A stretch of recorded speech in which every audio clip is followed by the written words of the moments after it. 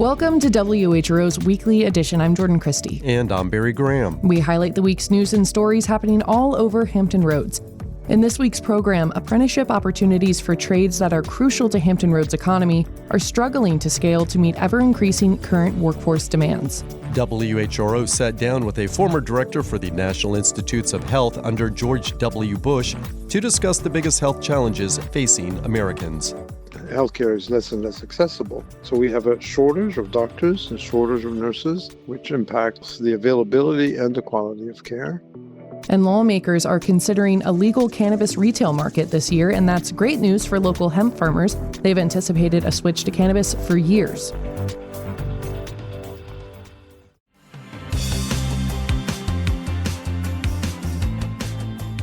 It's WHRO's weekly edition.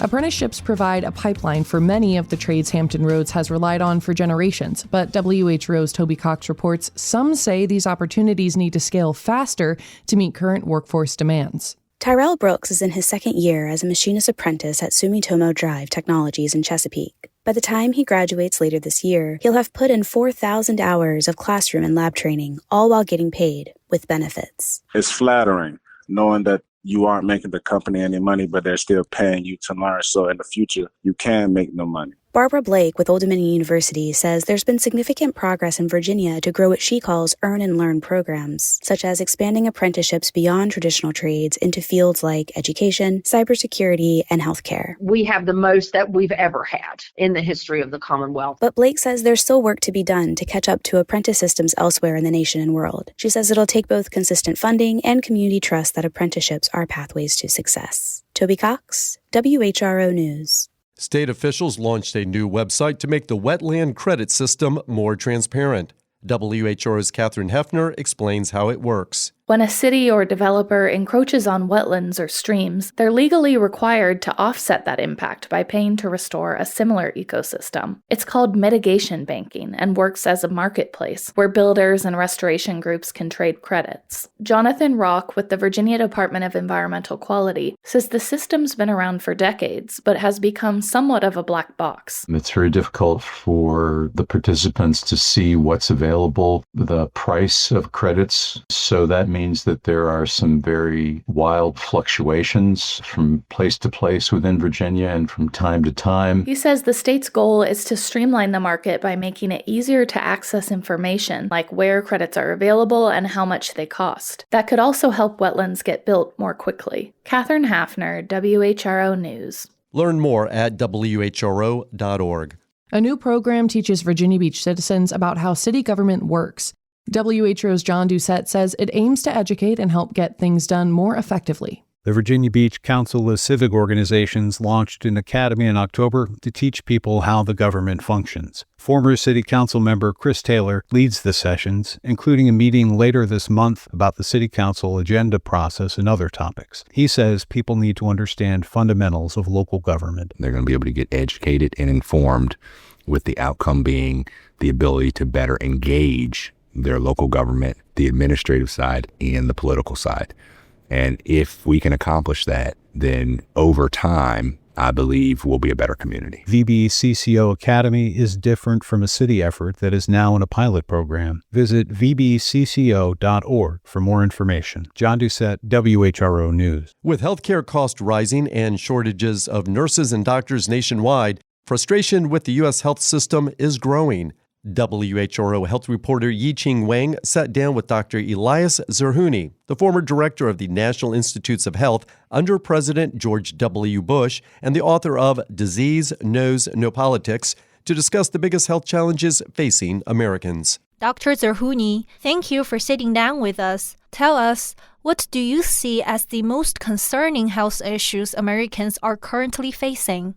Right now, the issue is the cost of insurance is too high and is going to get higher because of the subsidies are expiring. So I would say that's number one in a lot of people's mind, the cost of the Affordable Care Act insurance premiums. Two is what you would call accessibility and affordability issues in healthcare, meaning that you have trouble right now to get a primary care doctor to follow you and take care of you over the long run. And that takes months sometimes to get a doctor to helpful to you. So that's the primary care crisis, if you will, where there are fewer and fewer doctors available to take care, which means that healthcare is less and less accessible. So we have a shortage of doctors and shortage of nurses, which impact both the availability and the quality of care. And access to specialists is the same way. And then the third issue is this issue of denial and pre-authorization. So you never know really what's going to be reimbursed or not being reimbursed by the insurance companies. So it becomes a very confusing and disorienting system. It has become. So people are overall frustrated, even when they're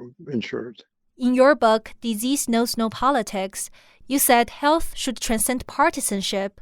How do you see the current climate impacting healthcare? When a system gets to this level of dysfunction, it becomes a political issue. Politicians don't like to tackle because there are lots of vested interests and lobbyists that are there to protect their revenue from the healthcare system. And our healthcare system has become captive to special interests. So that's the reason why you have trouble fixing it. Disease knows no politics. I mean, disease is going to affect you whether you're Democrat or Republican. And in fact, it should be made as apolitical as possible because that's how you make progress, right? Because if you politicize it, then you lock in, you gridlock.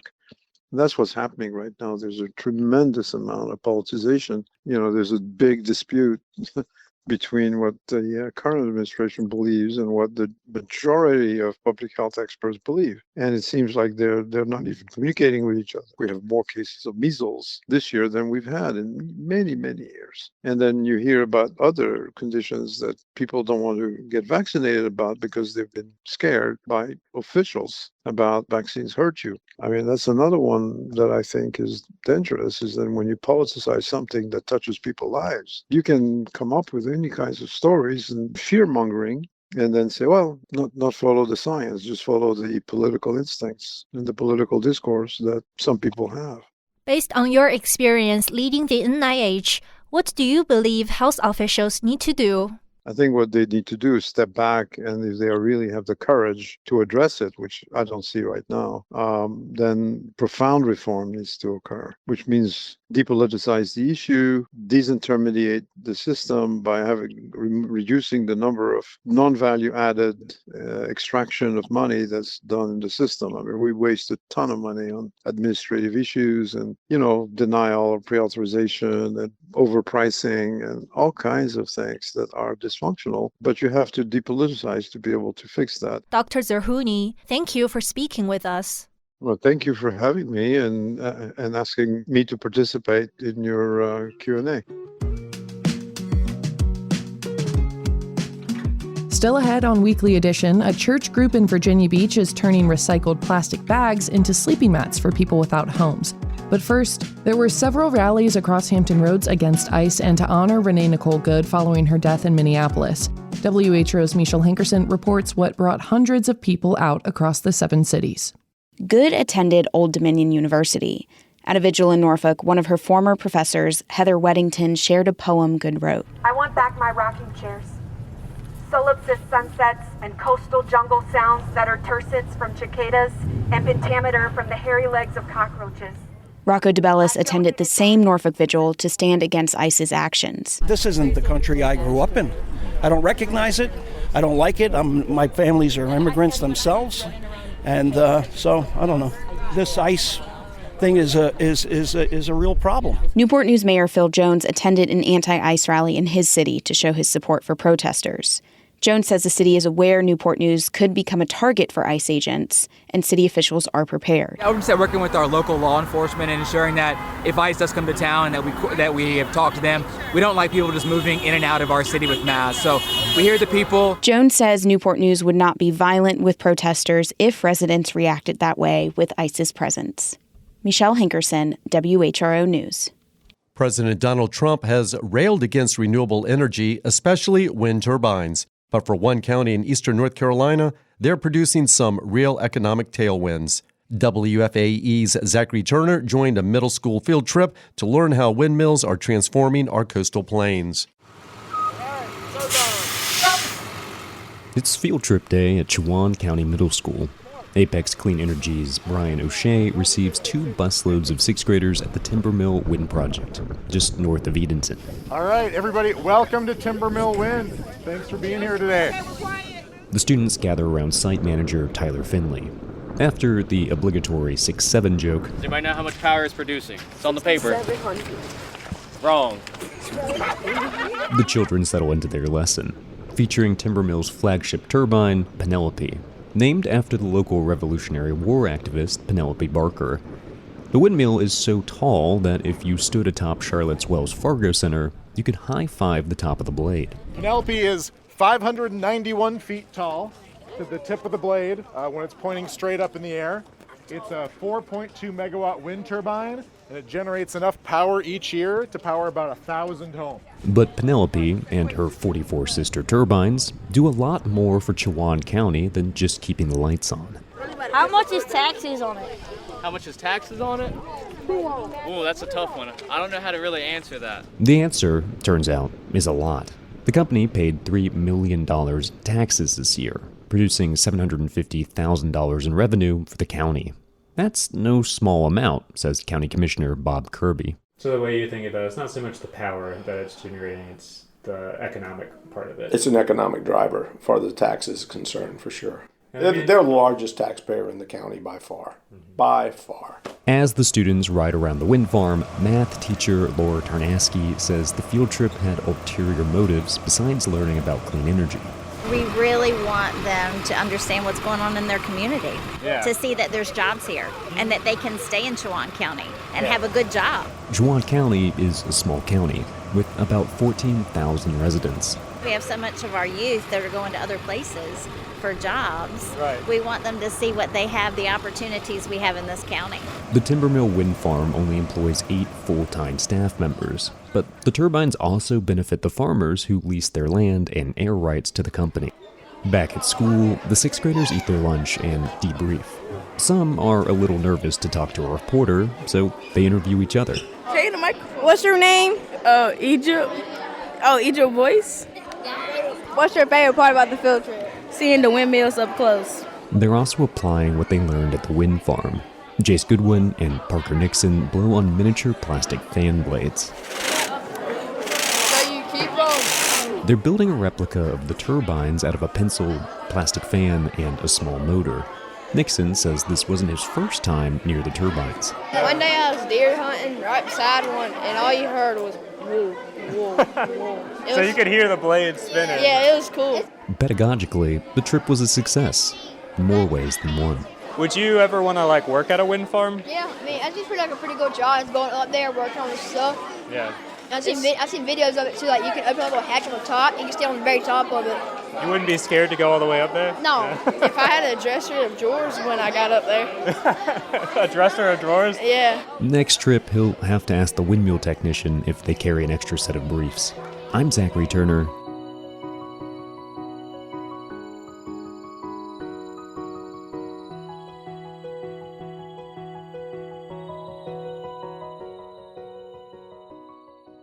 Virginia's House of Delegates advanced 4 constitutional amendments Wednesday, but not without some interesting votes from members of both parties.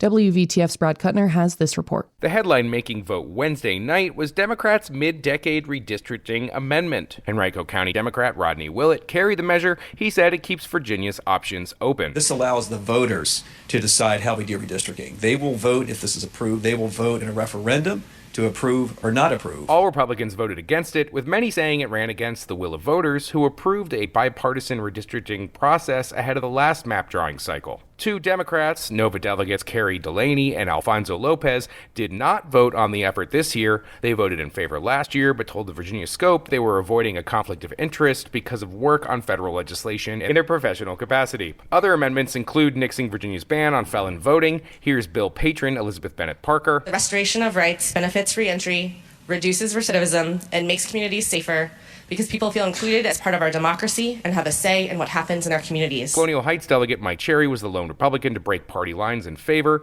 In a statement, he said his work as a pastor made him believe in second chances.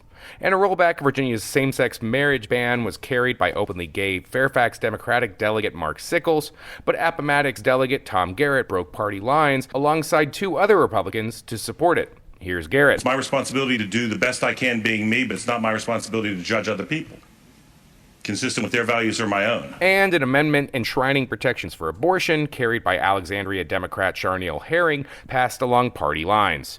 In Richmond, I'm Brad Kuttner. Governor Glenn Youngkin is saying goodbye to the executive mansion, delivering his last speech to a joint meeting of House and Senate members. WVTF's Michael Pope tells us about Youngkin's message to the General Assembly. The state of the Commonwealth is strong, says Republican Governor Glenn Youngkin, the former businessman who became governor. He says he's leaving Virginia with a surplus. And record revenue that enabled $9 billion in tax relief and still historic investments across every critical area.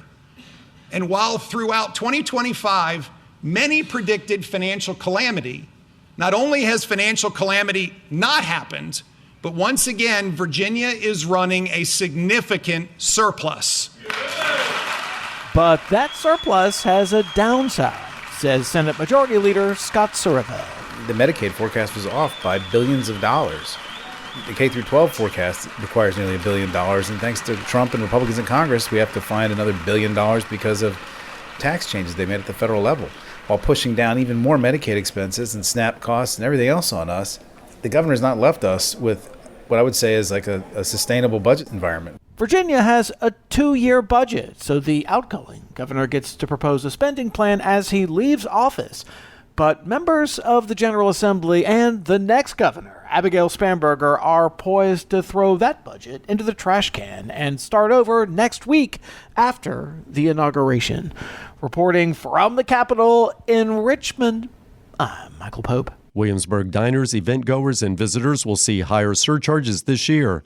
WHRO's Nick McNamara reports what to expect when you pick up the tab. The city is increasing meals and hotel taxes and introducing a tax on event tickets. It brings Williamsburg's meals tax to 6.5% and lodging to 7% on top of the 7% state sales tax in the historic Triangle. The city will also tack on up to $1 to non-school related event tickets. The city says the money is needed to keep up with various capital upgrades as Williamsburg grapples with a tightened financial picture.